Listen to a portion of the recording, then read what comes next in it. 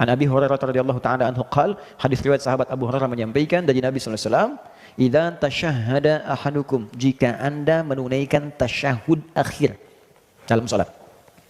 Fokus. Jika Anda menunaikan tasyahud akhir dalam salat, fas'alu bi arba'in, maka mintalah 4 hal. Ya. Fokus teman-teman. Lihat sini. Ada 2 waktu dikabulkan doa dengan cepat. 1 ini saat waktu sahar, yang kedua sesaat sebelum salat berakhir. Jika dalam posisi ini tasyahud akhir sebelum salam, kita punya kesempatan untuk meminta apa yang kita mintakan. Saya yakin kalau Anda diberikan waktu, misalnya ada waktu 1 menit, minta apa aja dikasih. Mau minta apa? Wah, masa banyak tuh, minta kaya, minta karir, minta surga, ya kan? Minta suami soleh, minta istri solehah, minta anak-anak soleh, banyak semua minta. Kata Nabi, kalau mau minta 4 ini, yang lain akan ikut semua. 4. Kita hafal doanya. Apa yang 4 ini? Ini hadisnya, hadis Muslim, hadis 588. Allahumma inni, oke, a'udzubika, 1 min adzabi jahannam, 2 wa min adzabil qabri, 3 wa min fitnatil mahya wal mamat,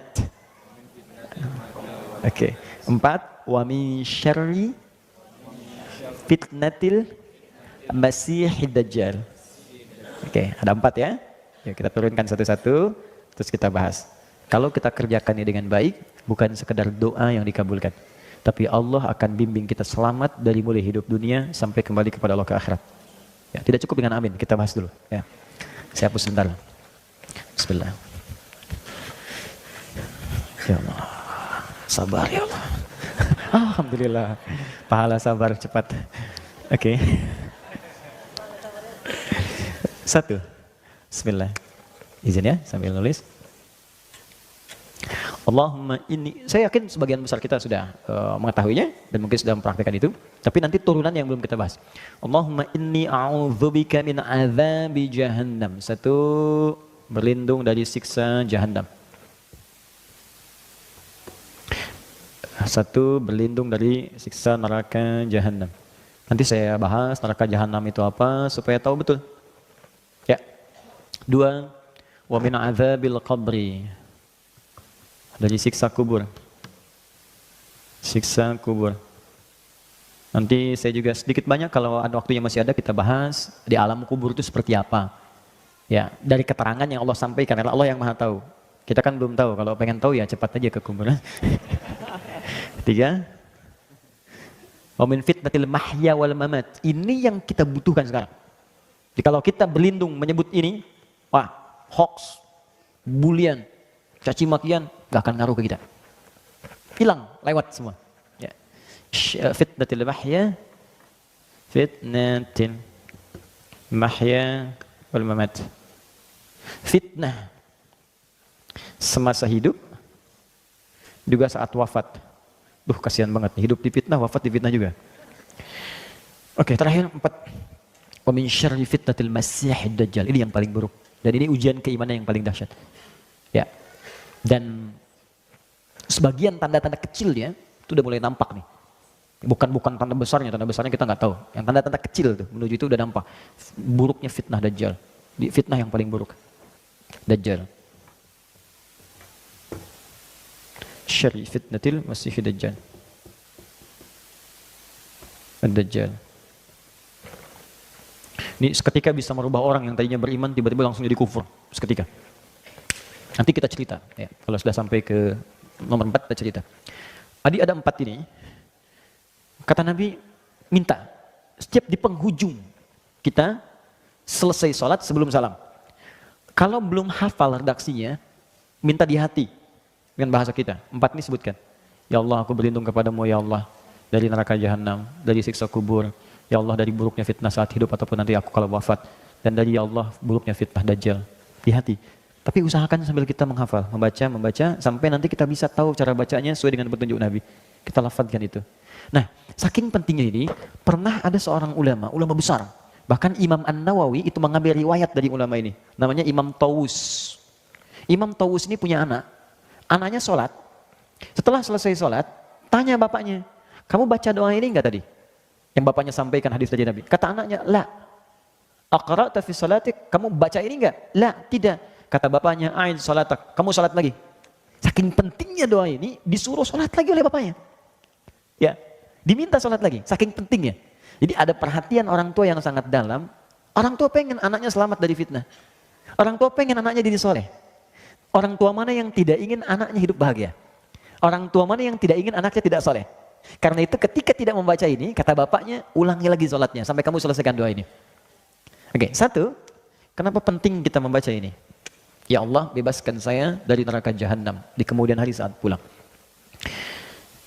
Kita orang beriman, iman itu artinya yakin tanpa ragu. Jadi kalau setiap yang Allah berikan, yakin dulu. Walaupun belum paham, yakini dulu. Nanti dengan keyakinan itu, hikmah akan datang. Awas, jangan selalu mengandalkan logika ya. Karena kita ini manusia, punya keterbatasan. Di semua hal yang Allah tanamkan dalam manusia, itu punya batas. Contoh, mata punya batasan. Yang kita lihat besar sekarang, menjauh jadi kecil, bahkan hilang. Artinya, mata terbatas. Telinga punya keterbatasan. Sekian hertz dari bunyi, belum tentu bisa kita dengar. Semakin menjauh, semakin hilang bunyinya. Baik, pikiran punya keterbatasan. Yang tak masuk ke pikiran kita, nggak bisa kita cerna. Jadi kalau mata punya keterbatasan, maaf, telinga punya keterbatasan, kenapa akal tidak ingin punya batas? Pasti terbatas. Karena itu Allah berikan jalan. Iman dulu, nanti kalau sudah iman, hati dilembutkan, hikmah datang. Kalau hikmah sudah datang, akal akan mengikuti dan langsung paham seketika. Jelas? Karena itu, kalau berbicara tentang yang goib itu nggak tampak di depan kita. Kalau nggak tampak, akal nggak masuk. Karena akal itu hanya bisa kemudian memformulasikan yang tertangkap oleh indera. Yang kelihatan dicerna akal, yang terdengar dicerna akal, kan? Yang terasakan dicerna akal. Ini sekarang nggak nampak, nggak terasa sekarang. Bagaimana bisa dicerna akal? Karena itu yang dituntut iman. Di antara perkara iman itu ada kehidupan setelah kematian. Kita yakin itu. Karena kita yakin, maka mesti siap-siap. Gini logikanya. Teman-teman kesini kan mesti ada persiapan. Nggak semua orang tinggal di Bintaro. Ada yang di Jakarta, saya dari Bekasi. Mustahil kesini kalau nggak ada bekal. Mesti ada kendaraan, ada bekalnya, ada macam-macam. Ini baru ke Bintaro. Sekarang kalau Anda ingin keluar kota lebih jauh lagi, antar provinsi, Anda keluar negeri butuh visa, butuh paspor. Ongkosnya tidak sedikit. Itu masih di dunia, level dunia. Sekarang Anda ingin keluar dunia, orang mau ke bulan aja bayarnya udah berapa sekarang? Itu baru nyampe bulan, Anda pengen ke surga. Firdaus lagi bersama Nabi. Ongkosnya mana? Bekalnya apa? Maka Allah turunkan amalan-amalan. Sama persis ketika itu tidak ada, maka jangan berharap Anda bisa datang ke sini. Jangan berharap Anda bisa ke bulan. Jangan berharap Anda bisa jalan, bisa haji, bisa umrah dan sebagainya.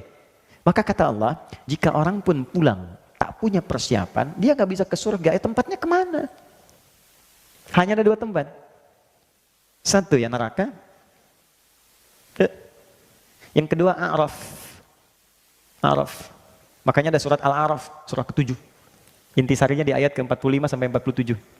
Ya, Al-A'raf itu yang belum ke surga, yang tidak ke neraka. Jadi bekal ke surga belum cukup, ke neraka pun amalan nggak banyak-banyak amat dosanya gitu. Di 50-50, ini 50, ini 50. Tempatnya di sini. Dia bisa melihat semua yang di surga, tapi tak sanggup mendengar yang di neraka. Itu bahasa Qurannya. Tak sanggup mendengar, apalagi nengok. Logikanya begini, teman-teman malam nih 2:30 keluar dari hotel ini, tiba-tiba di atas pohon ada suara. Hihihi. Nengok nggak? Hah? Apa? Pasti Anda lari. Anda dengar suara itu udah lari, apalagi neraka. Orang teriak semua. Makanya kata Quran, nggak sanggup mendengar yang di neraka, tapi banyak mengamati yang di surga. Dan dengan rahmat Allah, maka dipindahkanlah dari sini ke surga. Setelah hisab selesai, satu harinya 1000 tahun. Satu harinya, nunggu di sini. Kalau nggak cukup ke sini, nggak cukup di sini, ya mampirnya ke sini. Tapi ada satu tempat di sini yang nggak bisa keluar lagi. Namanya neraka jahanam. Di neraka itu dibagi dua, neraka yang jahanam dan bukan jahanam. Ya bukan jahanam ya neraka juga, seneraka-nerakanya gitu kan. Ini paling ringan nih, yang paling ringan ini. Neraka paling ringan, tapi jangan diringan-ringankan ya, neraka juga gitu. Itu di Quran surah ke-4 ayat 56. Quran surah 4 ayat 56. Nanti Anda akan tahu di ujung apa yang saya maksudkan. Innal ladzina kafaru bi ayatina sawfa nuslihim nara. Orang-orang yang susah mengikuti petunjuk kami, sulit. Kafar itu teman-teman, ada 3 jenis. Ada kafir, ada kafar, ada kufar. Itu beda. Kalau kafar, itu perbuatan menyimpang. Dikeluar dari petunjuk Allah. Ya, dikerjakan bisa oleh non-muslim, disuruh sholat, nggak sholat karena nggak ada iman kan. Bisa juga oleh orang yang mengaku muslim.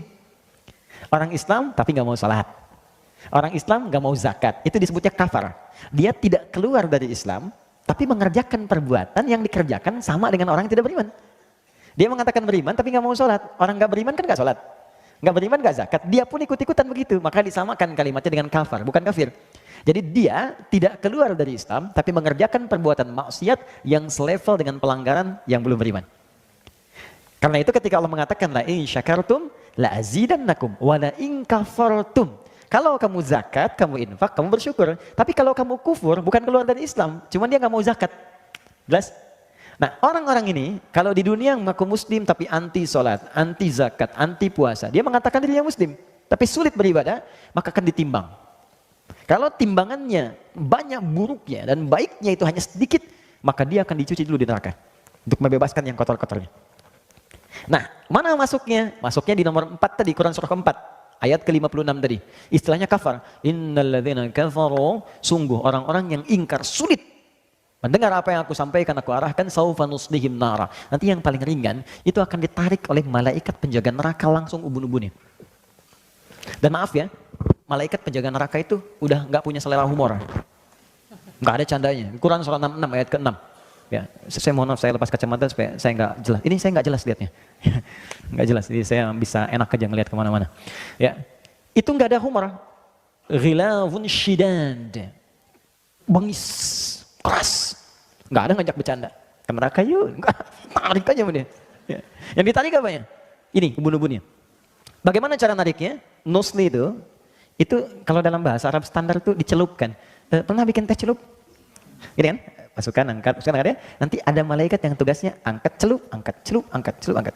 Itu sekali celup, kullama nadijat juluduhum baddalnahum juludan ghairaha liyadzuqul adab. Sekali dicelupkan, itu hancur semua tubuhnya plus kulit-kulitnya.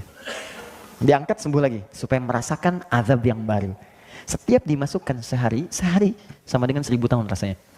Jadi kalau ada yang masuk 1 detik saja, itu sama dengan 48 hari rasanya. Oke lah. 1 detik sama dengan 48 hari. Itu neraka biasa. Sekarang neraka jahanam. Jahanam itu, maaf ya, saya kembali ke yang biasa dulu. Tapi kalau dia ada di sini dan ada iman dalam jiwanya, itu dihapuskan dulu, semua kotorannya dicuci. Di hadis Al-Bukhari disebutkan baru kalau sudah selesai dipindahkan ke surga. Tapi jangan coba-coba karena dahsyatnya luar biasa. Tapi kalau neraka jahanam, dia nggak bisa keluar. Dan tempatnya di paling dasar neraka. Yang tadi saya sebutkan Quran surah 4 ayat 56 itu paling atas neraka. Yang ini paling dasar. Tadi saya barusan baca hadis di perjalanan. Ada Nabi sedang ngobrol dengan sahabat, tiba-tiba datang bunyi, bus, jatuh. Kalau kita meteor lah sekarang jatuh. Karena Nabi tahu nggak kalian bunyi apa itu? Sahabat jawab, Allah wa Rasulullah a'lam. Kata Nabi, ini Nabi ngasih ungkapan, ya ngasih ungkapan, itu semisal batu yang dijatuhkan ke neraka jahanam. Ke dasarnya untuk melempari ahli neraka jahanam. Perhatikan, batu itu dijatuhkan 70 tahun lalu, baru nyampe sekarang. Artinya, jarak dari atas neraka sampai ke neraka jahanam itu 70 tahun. Saking dangkalnya di atas di bawahnya. Kerak yang paling bawah itu. Itu ketika dilemparkan itu, saking jauhnya, udah nggak bisa keluar. Bagaimana siksa yang paling dasar di neraka jahanam, teman-teman sekalian? Wah, sudah. Kalau ini, dia belum masuk ke neraka saja, digambarkan dalam hadis sahih, masuk alam kubur, sudah ditampakkan nerakanya dari pagi sampai petang. Itu yang terjadi pada Fir'aun di Quran surah ke-40 ayat 45 sampai 46. Quran surah 40 ayat 45 sampai 46. Saya ingatkan dari sekarang supaya kita punya persiapan. Jangan semua dunia disiapkan. Alam kubur yang kita akan lalui kita nggak siap-siap. Itu niscaya kita pulang loh. Hari ini mungkin kita wafat. Apa persiapan kita? Antum masih mau main-main? Silakan saja, saya sudah pernah sampaikan. Saya mungkin bisa berkata, ya Allah dia kawan saya, ya Allah dia saudari saya. Saya bisa katakan demikian. Tapi saya nggak bisa berbuat banyak ketika Anda sendiri tidak menolong diri Anda. Saya bisa katakan dia sahabat saya, ya Allah. Tapi kalau Andanya nggak pernah usaha, bagaimana saya bisa memohon? Malu gitu kan? Ya, jadi kita mesti berusaha. Ada kehidupan setelah ini, ada kematian setelah kita hidup. Ada sesuatu yang harus kita siapkan. Mau sampai kapan kita hidup dengan dunia yang bergelamuran? Ya, kata Allah nikmati, sayangi silahkan nikmat. Kata Nabi nikmati dunia. Senikmat-nikmatnya, senyamannya hidup yang enak, rumah yang nyaman, keturunan yang baik. Tapi sholat, baca Quran, kan kita pulang. Dan amal kita yang kita bawa bukan rumah kita. Tunjukkan pada saya, mana orang wafat yang bawa rumahnya? Tunjukkan. Mana orang wafat yang bawa handphonenya? Mana orang wafat bawa kerudungnya? Mana orang wafat bawa koleksi pakaiannya? Enggak ada. Kita pulang bawa amal kita. Ini saya tuh kadang-kadang sampai sekarang masih bingung. Orang tuh tahu mau wafat, tapi nggak siap-siap. Dia tahu mau meninggal, tapi masih main-main. Silakan kita nikmati semua pekerjaan kita, tapi beramal. Harta, ayo sekaya-kayanya. Jangan nanggung jadi orang paling kaya. Supaya bisa berzakat, supaya bisa infak, bisa sedekah, bisa berikan pendidikan pada anak-anak, supaya pintar, soleh, jadi dokter yang hafal Quran, insinyur yang hafal Quran, di produser bikin film-film Islami. Ayo cepet, jangan tanggung. Belajar yang tinggi, yang pintar, supaya bisa bikin yang baik-baik. Jadi politisi, supaya bikin kebijakan yang baik-baik. Silahkan. Tapi kita pulang. Kita pulang. Itu yang paling penting. Karena itu mesti siap-siap saat pulang ke sini nih.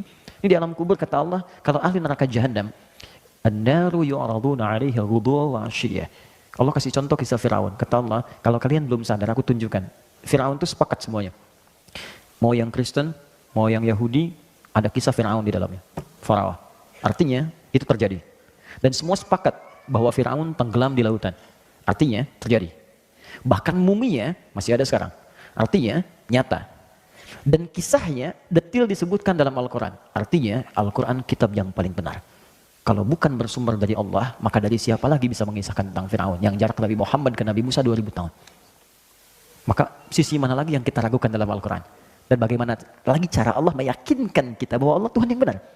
Nah sekarang kata Allah dengan kisah yang sama. Jadi kalau gini, kalau kita ingin menguji, kalau di sini benar, kan kecil kemungkinan salah kan? Sekarang Allah sampaikan Firaun, kisahnya benar. Tenggelam di lautan, kisahnya benar. Jadi mumi, kisahnya benar. Dan disebutkan oleh Allah, dalam keadaan mumi itu pun, itu disiksa di alam kubur. Kubur itu maksudnya, awas, yang dimaksud kubur itu alam setelah wafat.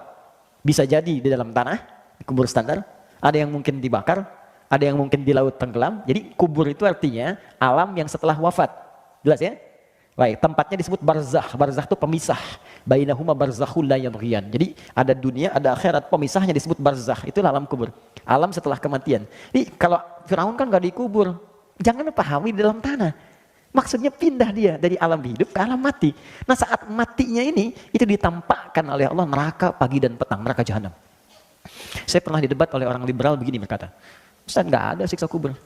Yang ada itu tidur. Saya bilang mas sini. Kalau orang mimpi buruk dalam tidur, Anda mimpi ketemu kuntilanak saya bilang. Mimpi buruk bukan? Buruk. Bangun tidak? Bangun saya. Nah sekarang Anda mimpi ketemu pocong, gak bisa bangun-bangun. Tersiksa enggak? Sekarang ada orang mimpi ketemu neraka, enggak bangun-bangun. Sampai kiamat, bukankah itu siksaan?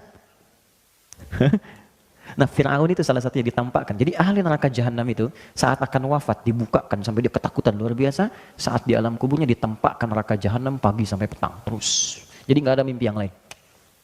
Ahli surga beda. Kalau ahli surga nanti ada di Quran surah ketiga ayat 169 sampai 172. Ya. Jadi nanti saking indahnya ahli surga ini itu sampai-sampai begini Pak, mungkin nanti di antara kita ada yang pernah merasakan bagian dari itu. Sampai-sampai dia berkata kepada Allah, ya Allah aku pengen ngasih tahu saudaraku. Aku pengen ngasih tahu teman-temanku. Wa yastabshiruna billadzina lam yalhaqu bihim min khalfihim alla khaufun 'alaihim wa lahum yahzanun. Kalau mereka mampu, mereka akan berkata pada saudaranya, kamu jangan takut, jangan tangisi aku. Kalau bisa cepat nyusul ke sini. Di sini lebih enak dari apa yang kamu kerjakan sekarang. Enggak ada tugas lagi, enggak ada beban lagi. Gak ada salat lagi, gak ada halal haram lagi. Semuanya enak di sini. Kalau bisa cepat ke sini. Makanya di Palestina itu diajarkan. Jadi kalau ada seorang wafat, itu yang masih hidup tuh bagi-bagi manisan. Kenapa? Ini alhamdulillah sudah wafat duluan. Mudah-mudahan saya nyusul besok. Mudah-mudahan saya nyusul. Makanya syahid itu ditanamkan dari sejak kecil. Syahid itu banyak nanti. Ya. Kalau nggak ada konteksnya pembelaan diri, sedang diserang, kalau tidak ada konteks itu, nanti semua pekerjaan kita yang baik-baik diniatkan karena Allah itu fisabilillah. Seperti sekarang belajar. Itu kalau wafat orang sedang mengajar atau Anda belajar, itu syahid. Seorang ibu mengandung. Misal saja, wafat saat melahirkan misalnya. Baik bayinya atau ibunya, syahid. Sedang menyusui, wafat, diniatkan ikhlas, syahid. Anda sedang bekerja, diniatkan ibadah, untuk beribadah pada Allah, syahid. Pertanyaan saya, setiap Anda bekerja, niat ibadah enggak? Jangan-jangan niatnya harta melulu, makanya capek kerjanya. Capek gitu. Itu ada nilai-nilai itu. Ya, di Palestina dulu tuh ada seorang pendongeng Indonesia, itu diminta untuk menghibur anak-anak, untuk cerita, dongeng Islami. Jadi begitu sampai ke sana, dia dapatkan anak TK jumlah 150 orang. Saya pernah sampaikan ini beberapa kesempatan. Itu mau dongeng kurang lebih mungkin Ya kalau kita konversi ke kita, dongeng jam 4, jam 2 sudah rapi. Duduk semua. Ambil sak depan. Pertanyaan pertama, sebelum cerita, siapa yang mau jadi presiden? Gak ada yang angkat tangan. Iya ya. Siapa yang mau jadi dokter? Yang perempuan sedikit-sedikit ada yang angkat. Siapa yang jadi pemain bola? Laki-laki sebagian sedikit angkat. Yang keempat, siapa yang mau jadi syahid fisabilillah? Gak ada yang angkat. Tapi semua berdiri dan mengepalkan tangannya. Nahnu syuhada, kami yang syahid, kami yang syahid. Terdengar saya mengatakan, saya akan nyusul paman saya akan nyusul kakak saya akan nyusul ayah saya akan nyusul bapak saya. Semua mengangkat tangannya. Karena memang diajarkan untuk persiapan pulang. Makanya amalan itu dikejar. Kejar amalan itu. Karena dia sadar akan pulang. Nah ini yang sekarang berkurang di kita. Semua mengejar hidup dan tidak menyiapkan wafat. Nah neraka jahanam, dahsyatnya di alam kubur begini, dan kalau sudah masuk nggak akan pernah bisa keluar. Nggak akan bisa keluar. Dah selesai. Walaupun dia beriman, ada orang beriman yang masuk neraka jahanam. Siapa orang itu? Orang yang beriman di lisannya tapi ingkar di hatinya. Disebut munafik namanya. Orang munafik ini tempatnya di neraka jahanam. Dalilnya Quran surah keempat ayat 140. Quran surah 4 ayat 140. Paling kiri sebelah bawah di mushaf.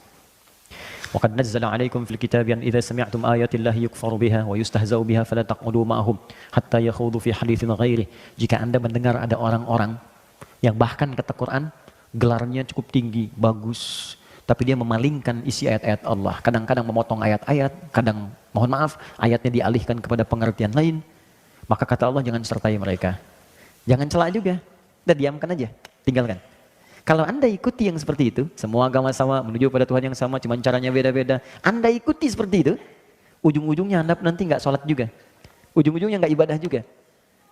Tinggalkan dulu mereka, sampai mereka tobat. Baru datangi lagi. Kata Allah, lihat ujung ayatnya. Innallaha jami'ul munafiqina wal kafirina fi jahannam jami'a. Allah akan himpun orang munafik dan orang-orang yang tidak mau beriman di akhirat nanti di neraka jahanam semuanya. Ingat, ada dua perbuatan yang bisa memasukkan seorang ke neraka jahanam. Kalau Anda berlindung menyebutkan ini, maka Anda akan dijaga dari dua perbuatan itu.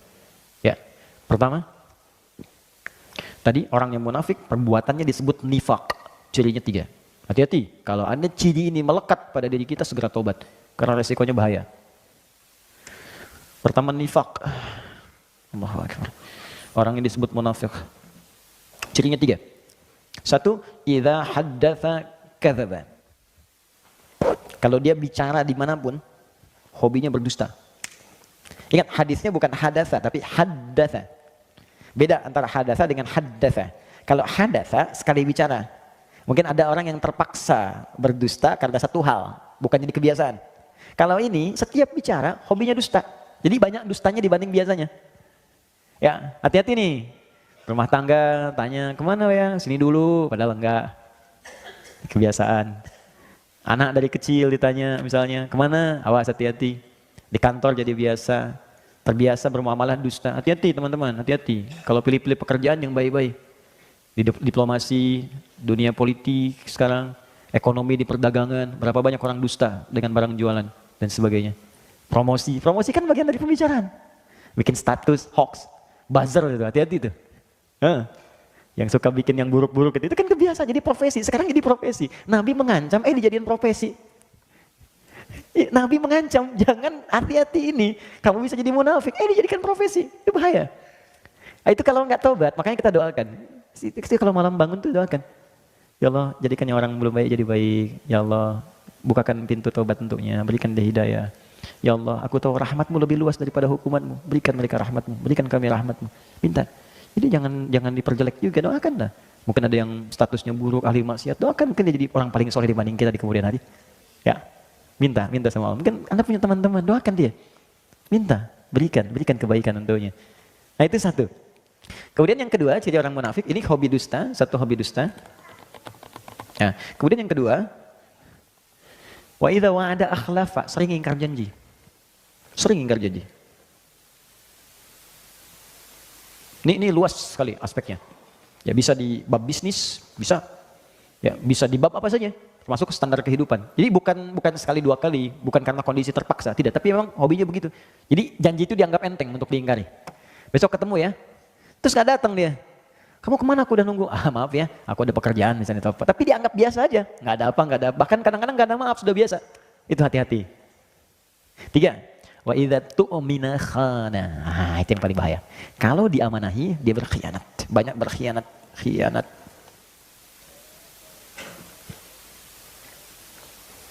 Istri amanah untuk para suami. Suami amanah untuk istri. Amanah dari siapa? Allah. Allah mudah memasangkan Anda dengan perempuan lain. Tapi kenapa istri Anda yang sekarang dipasangkan dengan Anda? Allah mudah memasangkan suami dengan yang lain. Tapi kenapa suami Anda dipasangkan dengan Anda sekarang? Karena Allah yang punya keyakinan dengan itu, Anda menjadi baik. Itu amanah Allah. Makanya kalau suami menginginkan istri salihah, suami support. Ma tahajud yuk, sayang pakai kerudung yang baik ya, sayang kita ngaji besok ya. Istri begitu. Sayang besok kita tahajud bareng ya, kamu jadi imam doa ya, aku aminkan di belakang. Support. Itu amanah. Dan satu kali akan ditanya oleh Allah. Akan ditanya. Anak-anak amanah. Sudah berapa banyak anak Allah amanahkan kepada Anda? Sudah sejauh apa Allah mendekatkan dia dengan Anda mendekatkan dia dengan Allah? Itu amanah. Satu kali akan ditanya. Dan nanti ada riwayat ketika anak akan ke neraka, orang tua ke surga, ada riwayat anaknya mengajukan protes kepada Allah. Perhatikan, dengar kalimatnya. Ya Allah, aku begini nih karena orang tuaku tak pernah peduli kepadaku. Mereka sholat sendiri saja, ya Allah, aku gak pernah dilihat. Mereka puasa sendiri, aku gak pernah diajak. Kalimat itu muncul. Lalu apa yang terjadi? Diadili oleh Allah keduanya, dikonfirmasi ternyata benar kejadiannya. Maka ditukarkan. Semua beban itu dipindahkan kepada orang tuanya, anaknya kemudian dibersihkan, anak yang ke surga, orang tua ke neraka. Hati-hati. Nah, itu amanah. Pekerjaan amanah. Apapun itu. Dan semua akan dipertanggungjawabkan. Makanya kalau kita niatkan ikhlas, dunia otomatis datang, akhirat itu akan mulia. Ya Anda yang kerja apa saja, itu jaga dengan baik. Niatkan ibadah. Nah ini ya, 3 ini. Maka nanti kalau kita sering berdoa begini, Allahumma inni a'udzubika min adzabi jahannam. Artinya, ya Allah lindungi aku dari sebab-sebab neraka jahannam. Maka Anda akan didorong oleh Allah untuk berbuat jujur. Pekerjaan jujur, di kehidupan rumah tangga jujur, terus cerita bareng-bareng. Ya, nikmat hidupnya. Ya, mengajar jujur. Saya juga sama Ustadz. Jangan karena saya senang satu amalan, saya sembunyikan yang lain, itu dosa besar. Anda tahu, orang yang masuk neraka duluan itu 3 golongan. Salah satunya Ustadz, kiai, para pengajar. Makanya saya sering katakan tolong doakan itu. Jangan dikira mudah itu. Tidak mudah. Tidak mudah. Ya, ada seorang yang berkata ketika ditanya, ma fa'alta bi'ilmik? Apa yang kamu kerjakan dengan ilmumu? Dia berkata, saya mengajar karenamu ya Allah. Kata Allah, kadzab. Kalau kadzib sekali dusta, kadzab berdusta sering berkali-kali. Apa jawaban Allah saat itu? Dibukakan filenya semua. Kamu itu mengajar hanya untuk cari popularitas. Kamu hanya mengajar untuk cari materi, cari amplop, cari macam-macam. Lemparkan dia ke neraka. Dibawa, ditarik malaikat, dilemparkan. Oke, tolong jangan bebani saya dengan hal semacam itu. Ya, saya sering katakan di setiap tempat, saya tidak pernah memasang apapun urusan dunia. Saya transaksi saya dengan akhirat, bukan dengan dunia. Dapat yang saya bisa, saya akan usahakan sendiri. Kalau saya belum punya kemampuan, kita berbagi. Itu yang saya pegang. Sampai saat ini. Alhamdulillah Allah cukupkan. Saya dari kepala sampai ujung kaki nggak pernah beli sampai hari ini. Demi Allah saya katakan, ini peci, kacamata, belum satu rusak sudah datang yang lain. Ini baju dikasih. Hampir saya copot tadi buat Mas Dude. Nanti habis selesai saya copot. Ya. Wah, ini celana sama, jam sama, hampir semua, hampir sampai saat ini. Siapa yang kasih? Allah. Dan saya nggak pernah minta apapun. Tunjukkan pada saya di mana saya ceramah, saya minta tarif, minta amplop. Semua saya datang. Dan berusaha, karena kita nggak tahu di titik mana kita bisa gagal. Popularitas dan sebagainya. Itu yang paling berbahaya. Yang kedua, orang kaya yang mengaku sering dermawan, sering nyumbang. Dia mengaku karena Allah. Tapi kata Allah bohong. Ternyata kamu pengen dipuji aja. Disebut orang kaya yang suka ngasih, pemberi dan sebagainya. Ketiga, mujahid fisabilillah. Dia mengatakan karena Allah. Kata Allah bohong. Kamu disebut tuh karena yang disebut sebagai orang hebat aja, perang dan sebagainya. Nah, maka hati-hati. Nanti setiap kita berdoa ini, ya Allah lindungi aku dari neraka jahanam, maka artinya Anda akan dijaga oleh Allah supaya jujur dalam kehidupan. Kemudian kalau berjanji bisa menepati dan tidak khianat dalam kehidupan. Ini poinnya. 2, dosa besar. Ini banyak sekarang. Jadi kalau kita berdoa, kita akan dijauhkan dari dosa besar. Orang yang mengerjakan dosa besar sengaja dan tidak bertobat, maka nerakanya jahanam. Contoh, syirik dosa besar. Sekarang syirik jadi acara. Jadi program. Awas, saya nggak mau ada teman saya di sini menyulitkan beban saya di hari kiamat untuk kita bisa saling menolong. Jangan terlibat dalam program-program syirik. Mau di media, di TV, di radio, dimanapun jauhi. Belajar apa jenis syirik-syirik itu yang bisa Kemudian menjauhkan atau menyekutukan Allah. Program dukunisasi, paranormal, macam-macam, jauhi itu syirik. Dan kita doakan. Ya, jauhi yang seperti itu, kita doakan kawan-kawan kita supaya Allah melembutkan dulu hatinya. Kalau sudah lembut, dia mau datang sendiri. Baru kita dakwahi dengan lembut, dengan hikmah. Jangan langsung celah juga, ini begini, tidak, pelan-pelan. Karena ada orang belum tahu. Yang belum tahu itu diberitahu, bukan dimarahi. Woi, tobat lu, syirik. Marah dia. Doakan dulu, lembutkan, pelan-pelan, ajak diskusi, gitu caranya. Fir'aun sekejam-kejamnya masih disuruh Nabi Musa untuk bisa berdakwah dengan lembut. Quran surah 20 ayat 43 sampai 44. Kata Allah, Musa Harun, pergilah kepada Fir'aun. Idhaba ila Fir'aun innahu tagha. Dia sudah mulai menyimpang. Faqula lahu qawlan layyina, dan dakwahi dengan lembut. La'allahu yatadzakkar aw yakhsha, mungkin dengan kelembutan itu dia sadar. Maaf ya, kita dengan Nabi Musa masih soleh Nabi Musa. Dengan Harun masih soleh Nabi Harun. Teman kita dengan Fir'aun masih buruk Fir'aun. Teman kita itu bukan Fir'aun, dan kita tidak lebih baik dibandingkan Musa dan Harun. Kalau Musa dan Harun diminta berbuat lembut, kenapa kita mesti mencela? Ya, makanya saya sering katakan, kalau Anda ngaji, jadi menjadikan Anda pandai mencela, Anda ngaji apa? Apa yang Anda bahas? Oke, ini dosa besar.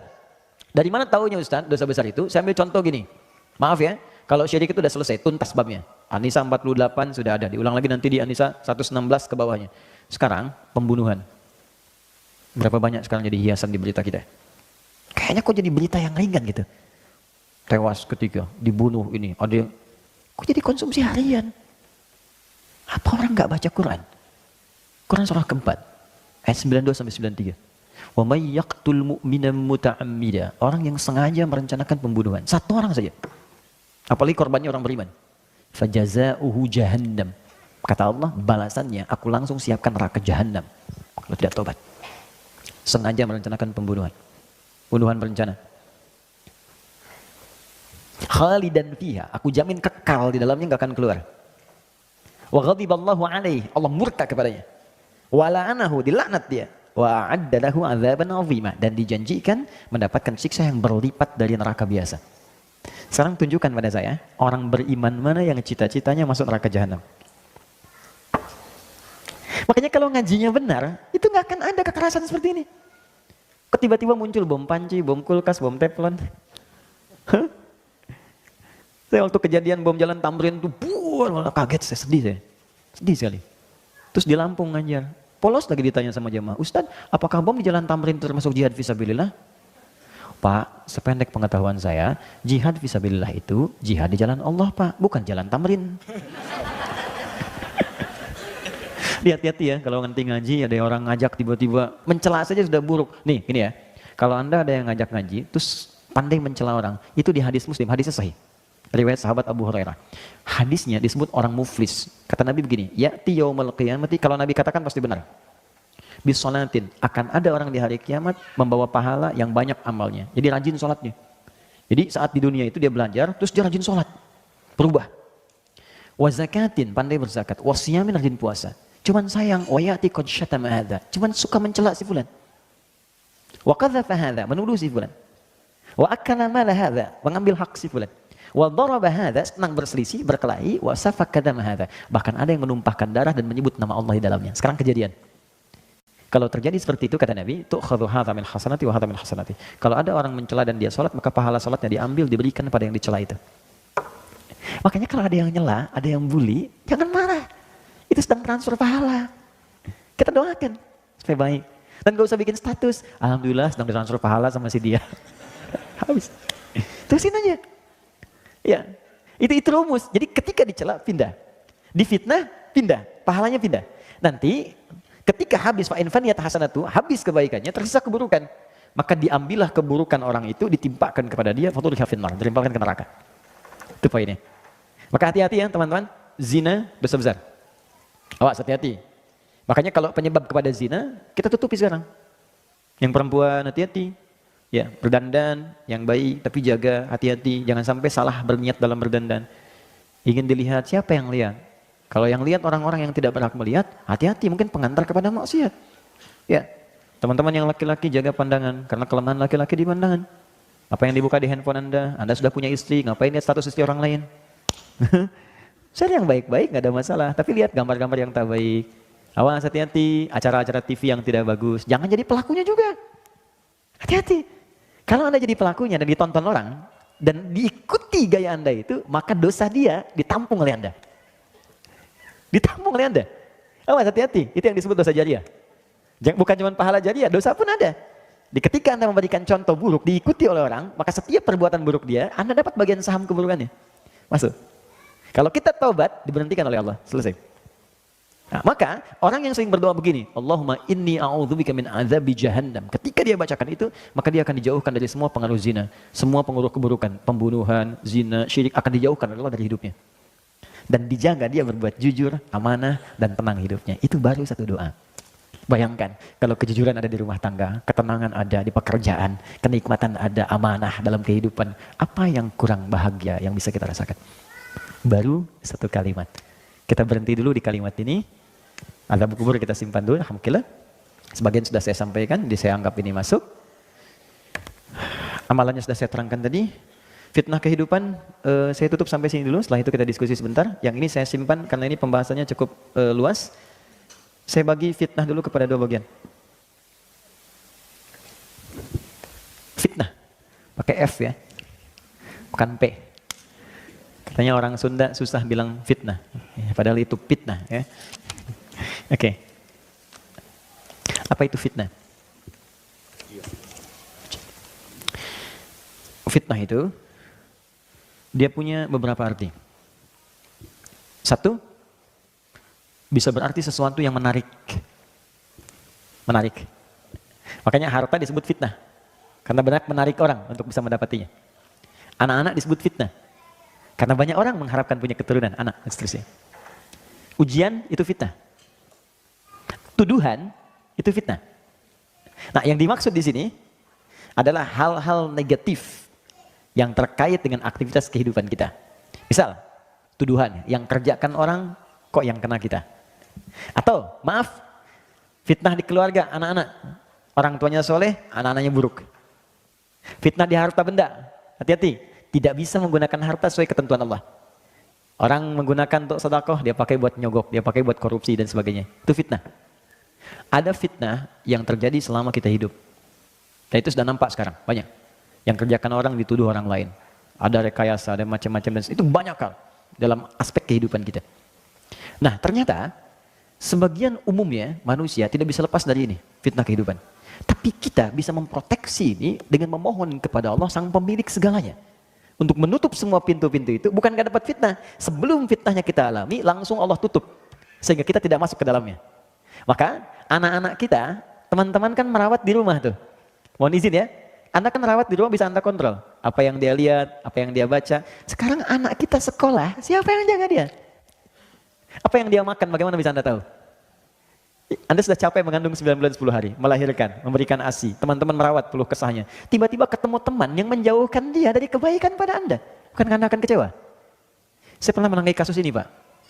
Orang tua soleh, anak disekolahkan di sekolah Islam. SD, SMP, SMA. Tapi kurang kontrol. Begitu mau masuk kampus, dianggap cukup bekalnya. Maka dia boleh bebas pilih kampus. Maka masuklah dia ke kampus umum, yang aturan di kampus itu mesti ikut atau bergaul dengan teman-teman yang bahkan tidak seagama. Dia tidak pulang 2 pekan. Setelah ospek itu, begitu pulang dia minta izin pindah agama. Tuh. Jadi ada fitnah kehidupan, bisa terkait harta, keluarga, pekerjaan, ada hal-hal yang tidak kita kerjakan, tiba-tiba kita ya kenain. Ada aspek harta benda yang salah penggunaan. Ada di keluarga yang terlibat tindakan yang buruk. Itu masuk disebut dengan fitnatul mahya. Segala ujian kehidupan, hidup yang menjadi beban. Rasanya jadi beban untuk kita. Ya. Sudah? Yang kedua, ada konotasi yang positif. Tapi kalau nggak dikerjakan, jadi negatif. Yang kedua ini artinya, ujian yang diberikan pada orang lain, tapi kita diminta belajar dari hikmah itu. Yang mengalami ujiannya disebut dengan bala namanya. Bala. Cukup sekali ya. Kalau 2 kali jadi bala-bala. Bala. Oke. Atau ibtala. Misal, hujan nih. Banjir kan? Banjir misalnya. Ada tempat tuh. Kalau banjirnya mengenai saya misalnya langsung seketika, nah maka itu bala buat saya. Ibtala, saya diuji. Nah sekarang, bagi Anda yang tidak kedapatan banjir, diminta belajar dari situ. Kenapa di sana banjir? Misal, karena saluran kurang bagus, kan? Karena nggak sampai, ya. Kenapa di Aceh misalnya kena tsunami begini? Oh, karena mungkin ada kejadian-kejadian di pantai begini, air laut nggak stabil, berarti mesti siap-siap. Kalau tinggal di pantai lagi misalnya, rumahnya ditarik agak sedikit ke darat dan sebagainya, bikin persiapan. Ujian yang terjadi di tempat lain, tapi kita yang diminta belajar dari situ disebut fitnah untuk kita. Ada orang jalan di tengah jalan, harusnya di pinggir, di jalan. Kena dia oleh mobil. Maka fitnah buat kita, maksudnya jangan sampai kita melakukan hal yang sama di kemudian hari. Karena itu boleh jadi sekarang yang banyak ditampilkan di media, ada pembunuhan, ada penipuan, ada korupsi, ada macam-macam, sebetulnya salah satunya fitnah untuk kita. Maksudnya yang mengalami orang lain tapi kita diminta belajar jangan melakukan hal yang sama. Jelas? Itu konteksnya positif, tapi bisa jadi kemudian negatif kalau dia tidak dikerjakan. Nah, terakhir ada orang meninggal masih difitnah juga. Itu paling gak enak. Sudah meninggal masih dituduh juga, kasusnya masih dibuka juga, kadang-kadang jasadnya dikeluarin lagi, ini lagi, cek lagi, itu lagi. Hidup aja sudah susah, meninggal makin susah lagi. Maka dari itu diajarkan oleh Allah, kalau kita bacakan bagian ketiga ini, maka semua pintu-pintu itu Allah akan padatkan. Minimal sekalipun ada, nggak ada beban buat kita. Jadi kalau bukan ditutup oleh Allah, atau dibuka untuk pelajaran, tapi hati kita dilapangkan. Misal, celaan itu kan tuduhan, bagian kecil dari fitnah. Kalau orang sudah dilapangkan hatinya, ya walaupun kerannya dibuka, tapi ke hati itu nggak akan berpengaruh. Ya celah aja, nggak ada masalah. Hatinya itu masih lapang. Ya, saya pernah ilustrasikan begini. Ada seseorang datang pada seorang kakek ngadu masalah. Kakek itu cuma mengambil garam 2 genggam. 1, dia taburkan simpan di gelas seperti ini. Minum katanya. Ambil airnya dari danau. Begitu diminum dia muntahkan. Kenapa? Asin. Sekarang dia lemparkan genggam satunya lagi ke danau, air tawar. Lalu diambil airnya. Sekarang minum. Begitu diminum, segar ya. Kata kakek itu, ini hikmah yang bisa kita ambil. Demikianlah kehidupan kita. Kalau hati kita sekecil gelas ini, maka persoalan kecil pun akan jadi besar dalam hidup. Tapi kalau hati kita bisa lapang, seluas danau ini, yang besar pun akan terasa kecil dan tidak berpengaruh dalam kehidupan.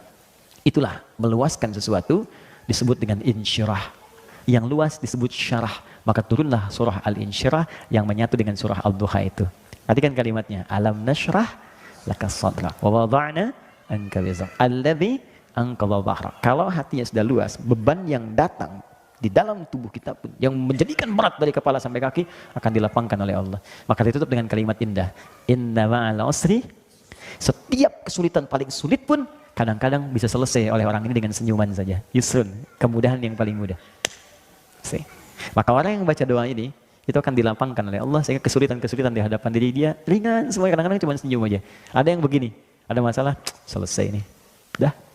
Macet orang keluh, tantin klakson. Alhamdulillah bisa baca Quran. Ya, terlambat bagaimana ya? Bilangannya terlambat macet. Emang kenapa? Diberhentikan pekerjaannya, cari pekerjaan lain. Rezeki sudah diatur. Lapang sekali gitu hatinya tuh. Ya. Kalau begini bagaimana? Akan belum kejadian. Tenang gitu. Nah, cukup ya? Saya kira sementara itu manfaat doanya. Terakhir, fitnah Dajjal. Nanti siapa itu Dajjal? Bagaimana ciri-ciri Dajjal? Seperti apa bentukan Dajjal? Nanti kita bahas di pertemuan berikutnya dengan melengkapi salam dan amalan setelah salam. Ya, tapi tanda-tanda kecil dari Dajjal itu sekarang sudah muncul. Dajjal itu dahsyatnya nanti gini. Dia nunjuk ke langit hujan-hujan. Makanya ada orang menganggap dia Tuhan. Ya, tiba-tiba langsung hilang imannya. Dia bisa menunjuk, memukul kuburan, bangun. Ujiannya begitu. Nanti yang dibunuh, yang membunuh dia, nanti Imam Mahdi atas petunjuk Nabi Isa alaihissalam. Ya, nanti turun ke bumi, menyelesaikan itu. Tapi sekarang tanda-tanda kecil itu ada. Ada yang minta bantuan jin tertentu, melakukan amalan-amalan Dajjal. Ya, apa di antara amalannya? Nanti kita lihat di pertemuan berikutnya insya Allah.